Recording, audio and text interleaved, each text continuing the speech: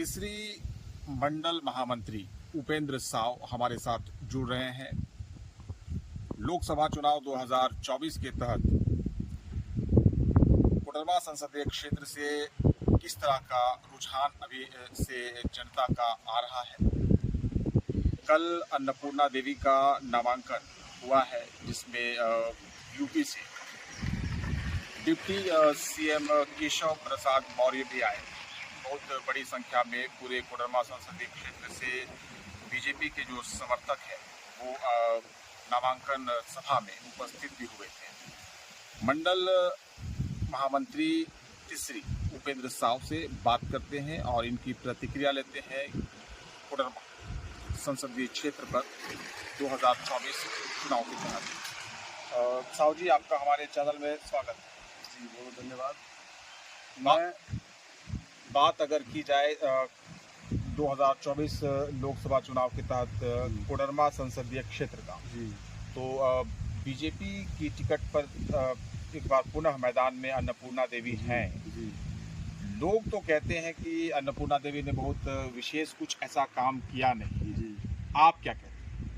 मेरा कहना यही है कि भारत सरकार में हमारे जो यशस्वी प्रधानमंत्री भाई नरेंद्र मोदी भाई जी हैं, उनका विकास देखने को मिल रहा है और उन्होंने ऐसा विकास किया जो आज पूरा सभी लोग उनके विकास को देखकर ही मत मिल रहा है। और रही कोडरमा लोकसभा क्षेत्र की बात, 14 लोकसभा में से 14 का झोली भारतीय जनता पार्टी के खाते में जाएगा और फिर पुनः भारत के प्रधानमंत्री नरेंद्र भाई मोदी जी बनेंगे और कोडरमा में हमारे अन्नपूर्णा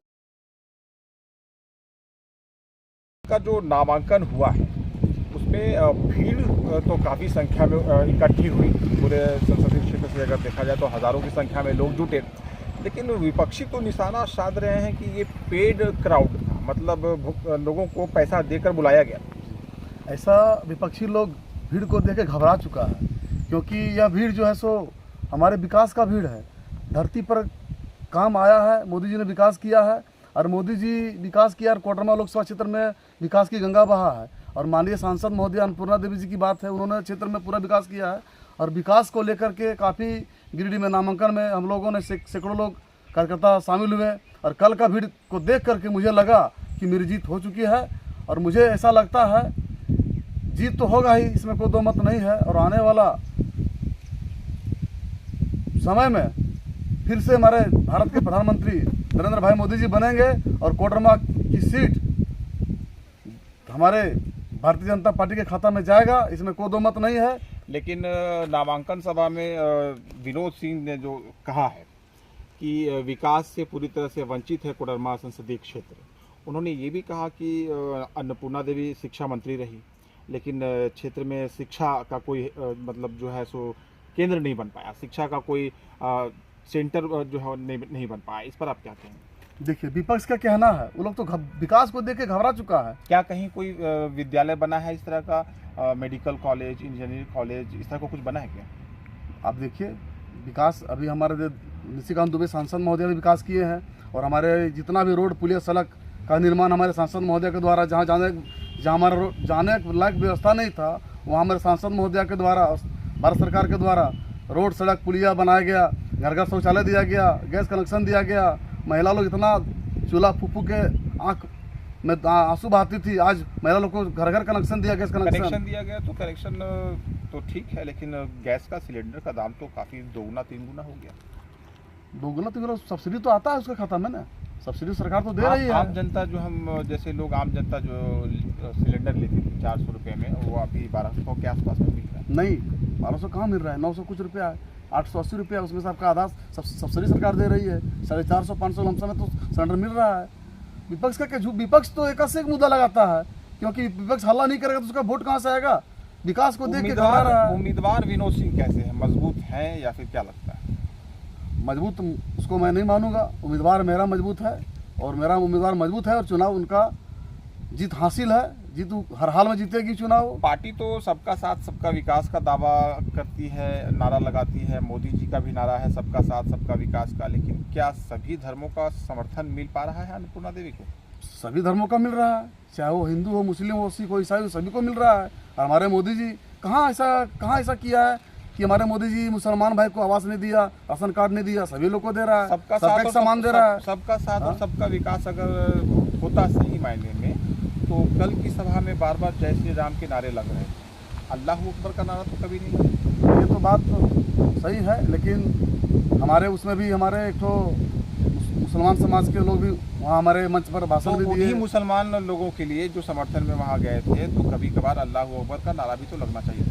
लगना चाहिए था, तो बात सही है, लेकिन अब या फिर आगे बढ़ के अगर कहा जाए कि चुनाव में धार्मिक नारों को लगाने की आवश्यकता ही क्या है? न चुनाव का माहौल में धार्मिक नारा नहीं लगाना चाहिए था। वो हमारे साथ सभी वर्ग के लोग हैं, हिंदू है, मुसलमान भाई लोग हैं, ईसाई लोग हैं। चुनाव जो है वो धार्मिक और एजेंडों पर लड़ना सही है, या फिर बेरोजगारी पर, पलायन चुनाव में धार्मिक नाम लेकर नहीं लड़ना चाहिए। चुनाव जो हम लोग लड़ रहे हैं उसमें हमारे बेरोजगारी के मुद्दा को लेकर लड़ना चाहिए, विकास की मुद्दा को लेकर लड़ना चाहिए। ये सब स्थल में जय श्री राम का नारा लगाया गया, वहाँ सभी लोग का, हमारे मुसलमान भाई भी थे, ऐसा नारा नहीं होना चाहिए। आप जैसे लोग अपने क्षेत्र में विकास के लिए अब क्या करवाएंगे? अगर आने वाले टाइम में उनको एक बार फिर से मौका मिलता है, तो आप अपने क्षेत्र में तीसरी क्षेत्र की अगर बात की जाए तो यहाँ क्या करेंगे? डिबरा तो बंद है। डिबरा तो बात सही, डिबरा बंद होनी भी चाहिए, क्योंकि डिबरा से बहुत लोग खदान में दब चल के मर जाते हैं। मजदूर मरते तो मजदूरों को नुकसान पैदा नहीं मिलता है। अब सांसद मोदी अगर जीत के आते हैं तो हम लोग यहाँ कल कारखाना खुलवाने का प्रयास करेंगे। डिग्री कॉलेज का मांग की है मैडम से, उन्होंने आश्वासन दिया है कि अब की बार मुझे बनने दीजिए, डिग्री कॉलेज में खुलवाऊँगा। आप मंडल के महामंत्री हैं, अपने क्षेत्रवासियों से आगामी चुनाव को लेकर क्या आग्रह करेंगे? आग्रह करेंगे, जो विकास अधूरा है उसको पूरा करेंगे हम लोग। आप लोग इस बार मैडम को मत दीजिए और जिताइए, जो बाकी विकास अधूरा है उसको हम लोग पूर्ण करेंगे। सबका साथ सबका विकास। चलिए, हमारे साथ बात करने के लिए आपका बहुत बहुत धन्यवाद। थे जो कि महामंत्री हैं तीसरी मंडल बीजेपी के, और संसदीय क्षेत्र कोडरमा के तहत जो है वो बातचीत हो रहा था। समस्याएं जो क्षेत्र में हैं उन समस्याओं पर भी बात हो रही थी। जो इनके नेता का चुनावी मुद्दा और एजेंडा है वो हम सभी के सामने रख रहे थे। धन्यवाद।